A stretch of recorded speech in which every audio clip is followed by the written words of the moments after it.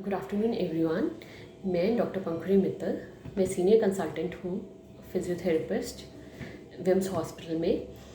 क्योंकि हम सभी पैंडमिक को बहुत ही करीब से अब देख रहे हैं, हमारी फैमिलीज़ में पेशेंट्स हैं कोविड से रिकवर किए हुए पेशेंट जिन्हें सांस लेने में दिक्कत हो रही है, तो उसके लिए दवाइयों के साथ साथ चेस्ट फिजियोथेरेपी का भी बहुत बड़ा रोल है।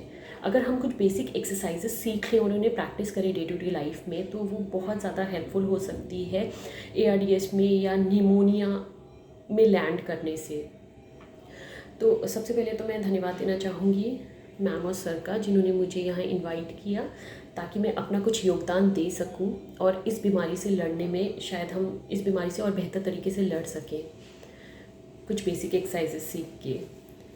सबसे पहले मैं कहना चाहूँगी कि आप अपनी बॉडी पर ध्यान दें कि आपकी बॉडी में क्या चेंजेस हो रहे हैं। अगर आपको थोड़ा भी इंडिकेशन लगता है कि कुछ अलग हो रहा है तो उसको देखिए, पहचानिए। और अगर आपको लगता है, क्योंकि जितना इनिशियली हम बीमारी को पहचान लेंगे उतना ट्रीटमेंट ईजी हो जाएगा और उतना रिकवरी के चांसेस भी बढ़ जाएंगे।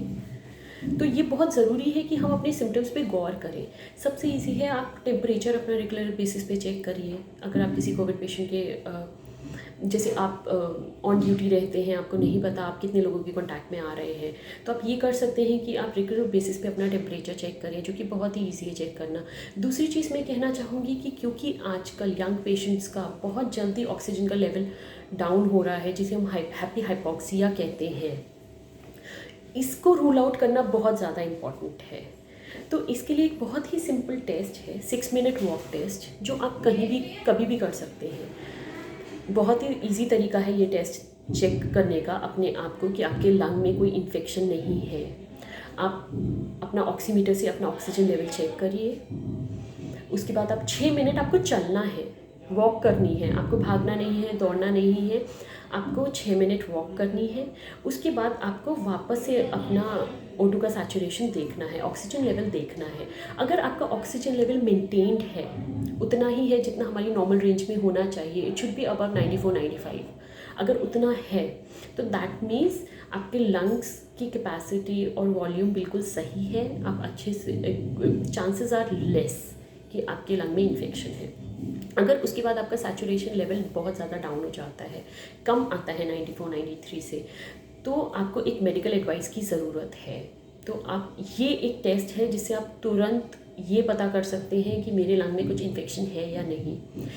सेकेंडली, मैं आपको बताना चाहूँगी कि अगर किसी को शॉर्टनेस ऑफ ब्रेथ हो रही है तो आप प्रोनिंग कर सकते हैं। प्रोनिंग बहुत ही पॉपुलर है क्योंकि हमने बहुत सारे पेशेंट्स में इसके रिजल्ट्स देखे हैं। तो ये प्रैक्टिस करना बहुत ही सिंपल है। आप प्रोनिंग का मतलब है आप अपने पेट के बल लेट जाइए, जो आप कहीं भी कर सकते हैं। आपको पेट के बल लेटना है, चाहिए तो छाती के नीचे एक तकिया लगा लीजिए, पैरों के नीचे एक तकिया लगा लीजिए और आराम से रिलैक्स होकर लेट जाइए। 45 मिनट से प्रैक्टिस करने से देखा गया है कि 5 से 7 पॉइंट ऑक्सीजन का लेवल बढ़ जाता है। जैसे अगर आपका लेटने से पहले ऑक्सीजन का लेवल 90 है तो वो 95 या 97 तक बढ़ जाता है। तो ये बहुत ही हेल्पफुल है। और जो ऑन ड्यूटी है, जो नहीं लेट सकते, उनके लिए आप ये कर सकते हैं कि अगर आपके पास चेयर और टेबल है तो टेबल पे आगे की तरफ झुक के लेट जाइए। बहुत ही सिंपल है, आगे की तरफ झुकिए और लेटिए और अच्छे से सांस लीजिए। तो जो आपको घबराहट या सांस लेने में जो तकलीफ़ हो रही है वो तुरंत रिलीव होगी। जिनके पास चेयर नहीं है वो खड़े होके आगे की तरफ लीन हो सकते हैं, अपना सारा वेट टेबल पे अपने हाथों के थ्रू डाल सकते हैं। इससे भी अगर आपको सांस लेने में बहुत ज़्यादा तकलीफ़ हो रही है तो वो उसी वक्त ठीक हो जाएगी। जो लोग घर पर हैं और नहीं है सिम्टम या पोस्ट कोविड रिकवरी है, आप जीत चुके हैं कोविड से, उसके बाद आप क्या कर सकते हैं? उसके बाद आप 30 मिनट्स प्रैक्टिस कर सकते हैं। सीधा लेट सकते हैं आप 30 मिनट्स आप एक करवट पे लेट सकते हैं, सीधी करवट पे 30 मिनट्स आप उल्टी करवट पे लेट सकते हैं और 30 मिनट्स आप उल्टा लेट सकते हैं।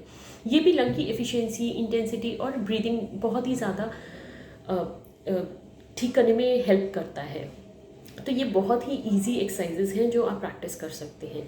दूसरी चीज़ है, ये सब तो हो गया पोजिशनिंग, जिससे आपको रिलीफ मिलता है शॉर्टनेस ऑफ ब्रेथ का। पर हमें अपने लंग्स को भी पावरफुल बनाना है। उसके लिए हम कर सकते हैं कुछ बेसिक एक्सरसाइजेस हैं जो बहुत ही सिंपल है प्रैक्टिस करने में और जो बहुत ही कारगर हैं, जिनके रिजल्ट्स बहुत अच्छे आए हैं पेशेंट्स में। तो मैं वो आपको बताना चाहूँगी ताकि आप सब पोस्ट कोविड रिकवरी, जिनकी जो रिकवरी फेज़ में है वो कर सकते हैं, जो एडमिटेड है वो कर सकते हैं, या जिनको कोई सिम्टम्स नहीं है वो भी प्रैक्टिस कर सकते हैं। क्योंकि ये सिर्फ लंग्स की एक्सरसाइजेस नहीं है, ये ओवरऑल रिलैक्सेशन एक्सरसाइजेस है। सबसे पहले आता है deep breathing exercise. Deep breathing exercise बहुत ही सिंपल है। आपको नाक से गहरी सांस लेनी है और मुंह से छोड़नी है, और अपने लंग्स पे ध्यान देना है कि आपकी छाती फूलनी चाहिए जब आप सांस ले रहे हैं। तो सिर्फ ये करना है आपको 2 से 3 बार। अपने आप को हाइपरवेंटिलेट नहीं करना है, एक बार में 2 से 3 बार करिए, थोड़ा सा रेस्ट लीजिए और वापस से करिए। दूसरी एक्सरसाइज आती है ब्रेथ होल्डिंग एक्सरसाइज।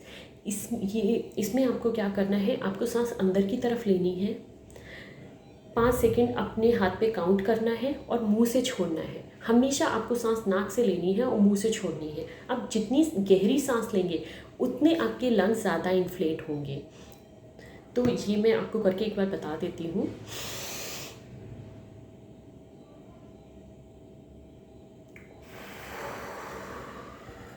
आप ये प्रैक्टिस कर सकते हैं। ये लंग को फुलाने में और उसके आसपास जो म्यूकस लगा है, अगर कुछ जमा हुआ है, उसको हटाने में बहुत ही ज़्यादा फ़ायदेमंद है ये एक्सरसाइज। तीसरा आप प्रैक्टिस कर सकते हैं सेगमेंटल ब्रीदिंग। क्योंकि हमें पता है कि इस बीमारी से हमारे लोअर लोब्स या जो लंग का हिस्सा पीछे की तरफ है वो ज़्यादा इन्फेक्टेड है। तो ये स्पेसिफिकली इस पार्ट को वापस से री इन्हांस करने में हेल्प करती है, वापस से उस लंग के एरिया को खोलने में, एक्सपेंशन में हेल्प करती है। तो ये बहुत ही सिंपल एक्सरसाइज है सेगमेंटल ब्रीदिंग। आपको अंदर की तरफ सांस लेनी है ताकि आपका हाथ फूले।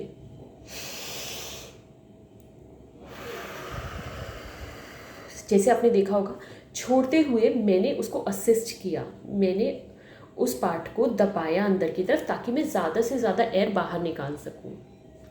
ये 3 एक्सरसाइजें जो बहुत ही सिंपल है और आप प्रैक्टिस कर सकते हैं, और ये आपके लंग की कैपेसिटी को इन्हांस करने में बहुत ज़्यादा मदद करेगी। और वेंटिलेशन, लंग का वेंटिलेशन बहुत अच्छा होता है इन एक्सरसाइजेस से। सेकेंडली एक है इंसेंटिव स्पायरोमेट्री। एक मशीन है जिसमें 3 बॉल्स हैं, वो आपको उठाना होती है। वो आपकी एल्वियोलर कोलैप्स से बचाती है। जिसमें पानी भर रहा है, लंग के जिस पार्ट में पानी भर रहा है, वो उसको वेंटिलेट करती है, और उसके जो वो कोलैप्स हो रहा है, पिचक रहा है जो, वो उसको फुलाने में हेल्प करती है। क्योंकि आप ऑन ड्यूटी रहते हैं और आप हर जगह कैरी नहीं कर सकते इंसेंटिव स्पायरोमेट्री, तो इसके लिए आप कर सकते हैं कि आप बलून ले लें इंक बड़ा और उसको फुलाएं, वो प्रैक्टिस करें। वो उसी की तरह काम करेगा, आपके एल्वियोलर कोलैप्स को बचाने में हेल्प करेगा। तो आप ये कर सकते हैं। दूसरी चीज़ कि जिन लोगों की मसल टाइटनेस होती है, तो मसल टाइटनेस की वजह से क्या होता है, हमारा लंग भी जो मसल्स लंग को एक्सपैंड करने में या कंट्रैक्ट करने में हेल्प कर रही हैं, वो मसल्स उतने कारगरली काम नहीं कर पाती क्योंकि हमारी मसल टाइटनेस की वजह से। तो उनके लिए चेस्ट एक्सपेंशन एक्सरसाइज है जो मैंने आपको डीप ब्रीदिंग एक्सरसाइज सिखाई थी, उसके साथ ही आपको ये प्रैक्टिस करना है। बहुत ही सिंपल एक्सरसाइज है। आपको अपने हाथ सीधे रखने हैं।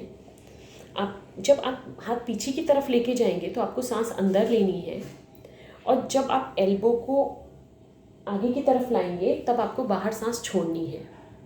बहुत ही सिंपल एक्सरसाइज है। इससे आपकी मसल्स जो कि हेल्प करती हैं रेस्पिरेशन में, वो एक्सपैंड होंगी, वो स्ट्रेच होंगी और आपको बहुत ज़्यादा रिलैक्सिंग लगेगा, और वो असिस्ट करेंगी आपके रेस्पिरेशन को बेटर करने में।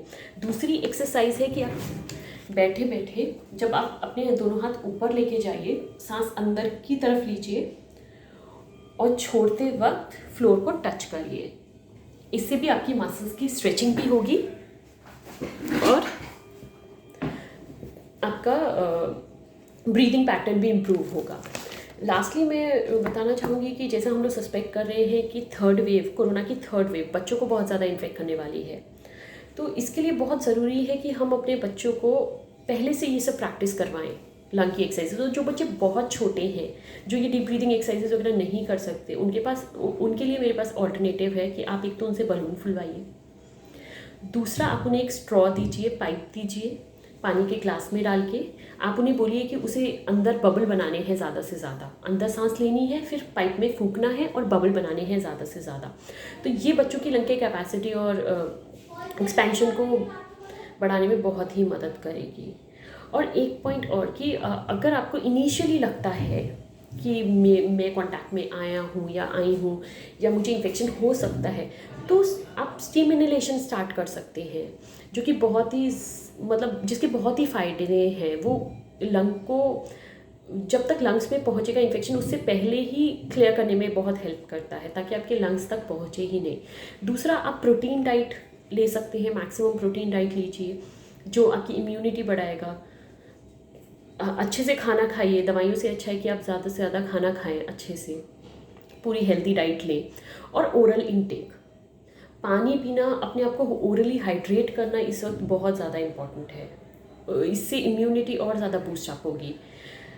लास्टली 3 चीज़ें जो कोविड में रिकवर करने के लिए बहुत ज़्यादा हेल्प करेंगी apart from all these things are हमारी विल पावर, हमारी इम्यूनिटी और हमारा फेथ। हमें ये 3 चीज़ें नहीं खोनी है, इन 3 चीज़ों को फॉलो करना है। और आई होप कि आप सभी स्वस्थ रहें। और अगर आपको कुछ भी इश्यूज़ हैं रिलेटेड टू एनी एक्सरसाइज या आपको मेरा सजेशन चाहिए तो you can contact me. Thank you so much.